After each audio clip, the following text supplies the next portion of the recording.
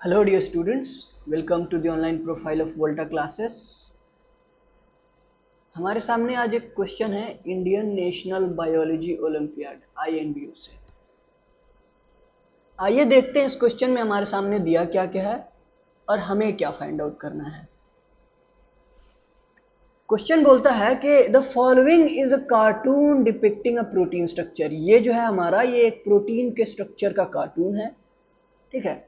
इसमें CSNY दिया हुआ है। C ये पूरा C हो गया, S हो गया, N हो गया, Y हो गया, ये एक और S हो गया जिसको S2 लिखा हुआ है। C माने सिस्टीन, S माने सेरीन, N माने एस्पार्जिन, Y माने टायरोसिन, ठीक है। अब कुछ ऑप्शंस दिए गए हमारे सामने और उसके हिसाब से हमें करेक्ट टिक लगाना है कि ये प्रोटीन पहली चीज के लोकेशन कहाँ पे है और ये प्रोटीन में दूसरी चीज कि इसका साइट ऑफ फॉस्फोराइलेशन क्या होगा और ये प्रोटीन में तीसरी चीज कि इसका साइट ऑफ ग्लाइकोसाइलेशन क्या होगा। ये तीन चीजें हमें फाइंड आउट करनी है इस क्वेश्चन में। आइए देखते हैं पता कैसे चलेगा। जो सबसे पहला पॉइंट हो सकता है ये मैं नोट कर दूं आपको कि ये जो हमारा प्रोटीन है, ये प्रोटीन ये एक ट्रांस मेम्ब्रेन प्रोटीन है। एक ऑप्शन हो जाएगा ट्रांस मेम्ब्रेन प्रोटीन। क्या हो जाएगा? Trans membrane protein. इसको मैं ट्रांस मेम्ब्रेन प्रोटीन क्यों बोल रहा हूं कि हमारे पास जितने भी ट्रांस मेम्ब्रेन प्रोटीन्स हैं, all of them, most of them are secondary structure. वो कैसे होते हैं? सेकेंडरी स्ट्रक्चर के, प्रोटीन का सेकेंडरी स्ट्रक्चर। अब उसमें भी जो सेकेंडरी स्ट्रक्चर के हैं उसमें भी most of the trans membrane proteins that we have they are of alpha helical structure. किस नेचर के होते हैं? अल्फा हेलिकल नेचर के, ठीक। तो ये प्रोटीन जो है हमारे अल्फा हेलिकल नेचर के दिख रहे हैं, इनको हम बोल देंगे अल्फा हेलिक्स। ये हो गया हमारा एक ट्रांसमेम्ब्रेन प्रोटीन। अब अगर कोई ट्रांसमेम्ब्रेन प्रोटीन है जो मेम्ब्रेन को एक बार क्रॉस करे तो उसको हम नाम देते हैं सिंगल पास। और अगर कोई ट्रांसमेम्ब्रेन प्रोटीन है जो मेम्ब्रेन को मल्टीपल टाइम्स पास करे, मोर देन 1 टाइम्स पास करे, तो उसको हम नाम देते हैं मल्टी पास। आइए देख लेते हैं। ये मेरे पास आप मान लीजिए कि मेम्ब्रेन का बाइलेयर हो गया, ठीक, लिपिड बाइलेयर। अब यहां पे आप देख रहे हैं कि ये एक बार से ज्यादा क्रॉस कर रहा है पूरा मेम्ब्रेन को, एक बार से ज्यादा पूरा मेम्ब्रेन को क्रॉस कर रहा है। तो ये प्रोटीन जो है हमारा ये एक ट्रांस मेम्ब्रेन प्रोटीन हो गया। और कैसा टाइप का trans membrane? Multi pass trans membrane protein, क्योंकि ये मेम्ब्रेन को मल्टीपल टाइम्स पास कर रहा है। तो पहला प्रॉब्लम हमने सॉल्व कर लिया कि ये प्रोटीन जो है हमारा ये एक ट्रांस मेम्ब्रेन प्रोटीन है। दूसरा प्रॉब्लम अगर हम देखना चाहें कि इसमें साइट ऑफ फॉस्फोराइलेशन क्या होगा, या तीसरा प्रॉब्लम देखना चाहें कि साइट ऑफ ग्लाइकोसाइलेशन क्या होगा, इन प्रॉब्लम्स को सॉल्व करने से पहले हमें यह पता करना पड़ेगा कि ठीक है, अगर ये मेरा प्रोटीन ट्रांसमेम्ब्रेन प्रोटीन है तो इसमें सेल के अंदर वाला हिस्सा कौन सा है और सेल के बाहर वाला हिस्सा कौन सा है। मुमकिन है कि ये जो मेम्ब्रेन है, ठीक है, सेल हमारा ऐसा हो तो ये वाला हिस्सा सेल के अंदर आ जाएगा, ठीक। और ये भी पॉसिबल है कि सेल हमारा ऐसा हो तो ये जो कार्बोक्सिल टर्मिनल है, C टर्मिनल, वो सेल के अंदर आ जाएगा। तो जब तक ये नहीं हम पता करेंगे कि ये वाला हिस्सा सेल के इंटीरियर में होगा कि ये वाला सेल के इंटीरियर में होगा, तब तक हम ये दोनों सवालों का जवाब कॉन्फिडेंटली नहीं दे पाएंगे। तो ये कैसे पता चलेगा कि कौन सा हिस्सा सेल के अंदर है, कौन सा हिस्सा सेल के बाहर है? इसके लिए मैं आपको यहां पे कुछ फैक्चुअल इंफॉर्मेशन दे देता हूं। फैक्चुअल इंफॉर्मेशन ये है कि इंटीरियर, सेल का जो इंटीरियर है, interior of the cell is reducing. जो सेल का साइटोसोलिक इन्वायरमेंट होता है, कौन? Cytosolic environment is reducing. जो साइटोसोलिक इन्वायरमेंट है वो रिड्यूसिंग होता है, ठीक है। अब इस फैक्चुअल इंफॉर्मेशन को लेके आपको ये क्वेश्चन सॉल्व कर देना है। कैसे सॉल्व कर देंगे? देखिए, ये फैक्चुअल इंफॉर्मेशन से अगर हम कंक्लूजन एक ड्रॉ करें, कि फैक्चुअल इंफॉर्मेशन से कंक्लूजन ड्रॉ करेंगे, आपको यहां पे दिखा देता हूं एक बार मैं। यहां पे देखिए, सिस्टीन के बीच में बॉन्ड बना हुआ है। जो सी माने सिस्टीन यहां पे लिखा है ना, सी माने क्या हुआ? सिस्टीन। तो सी माने सिस्टीन के बीच में हमें बॉन्ड देखने मिल रहा है। तो सी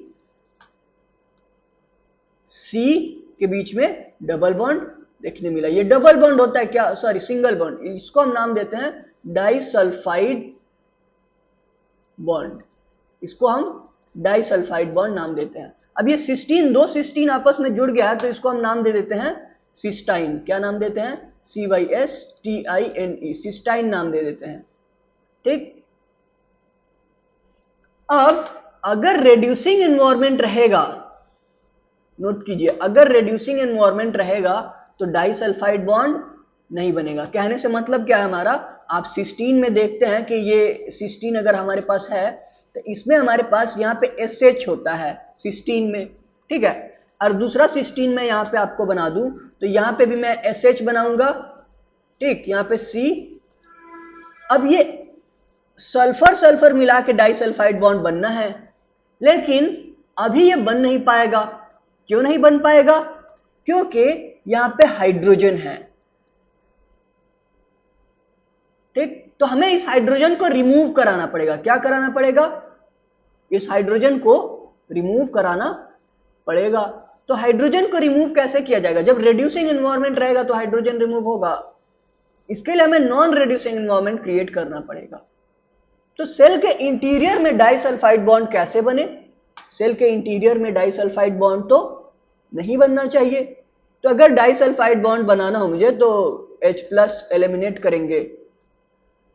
अगर मुझे डाइसल्फाइड बॉन्ड बनाना हो तो S, यहां पे बॉन्ड, फिर S C, ठीक है। तो ये हो गया हमारा डाइसल्फाइड बॉन्ड। ये डाइसल्फाइड बॉन्ड बनाने के लिए हमने क्या किया? हाइड्रोजन और इलेक्ट्रॉन को एलिमिनेट कर दिया, ठीक। तो डाइसल्फाइड बॉन्ड हमने ये प्रूव कर दिया कि ये सेल के इंटीरियर में नहीं बनेगा।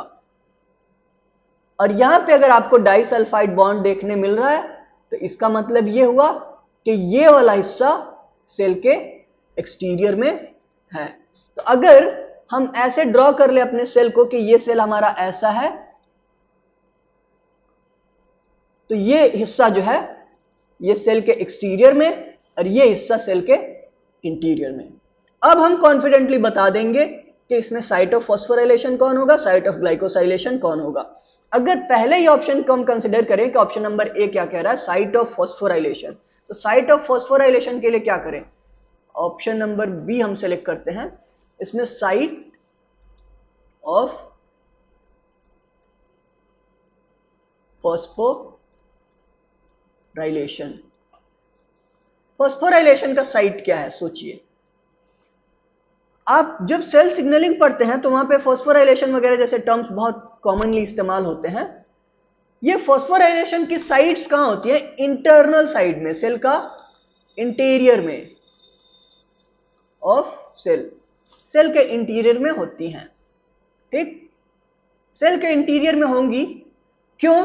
क्योंकि सेल के इंटीरियर में ATP GTP का अबंडेंस होता है।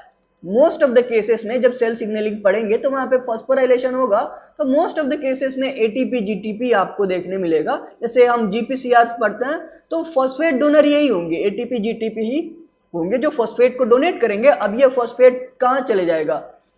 प्रोडक्ट मिल जाएगा हमें ADP और GDP, और ये जो फॉस्फेट हुआ इनऑर्गेनिक फॉस्फेट, ये चले जाएगा हमारा किसी अमीनो एसिड रेसिड्यू पे, किसी प्रोटीन के अमीनो एसिड रेसिड्यू पे। अब ये अमीनो एसिड रेसिड्यूज कौन हो सकते हैं? ये अमीनो एसिड रेसिड्यूज जानते हैं कौन होंगे? सेरीन होगा, सेरीन हो सकता है, टायरोसिन हो सकता है, टायरोसिन माने वाई, और THR थ्रियोनिन होता है। साइट ऑफ फॉस्फोराइलेशन ये हो सकते हैं। ठीक, ऑप्शन नंबर बी भी हमने देख लिया। ऑप्शन नंबर सी अगर देखना चाहें, ऑप्शन नंबर सी, तो ऑप्शन नंबर बी के लिए हम लिख देते हैं यहां पे कि साइट ऑफ फॉस्फोराइलेशन, इसको हम मार्क करते हैं, यहां पे लिख देते हैं फॉस्फोराइलेशन। सेरीन पे और टायरोसिन पे फॉस्फोराइलेशन होगा। ठीक,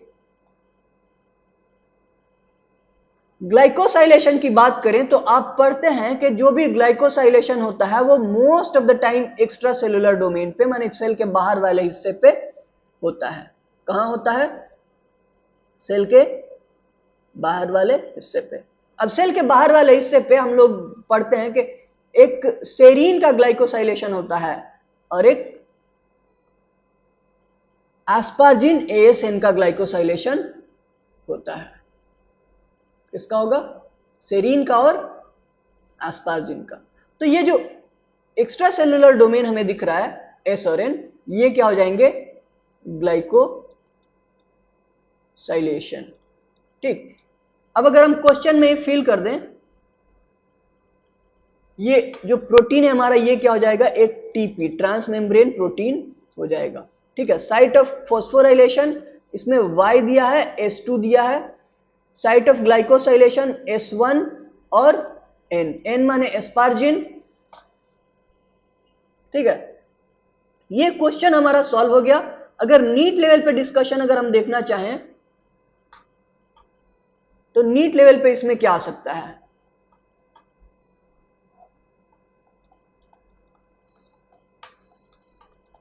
नीट लेवल में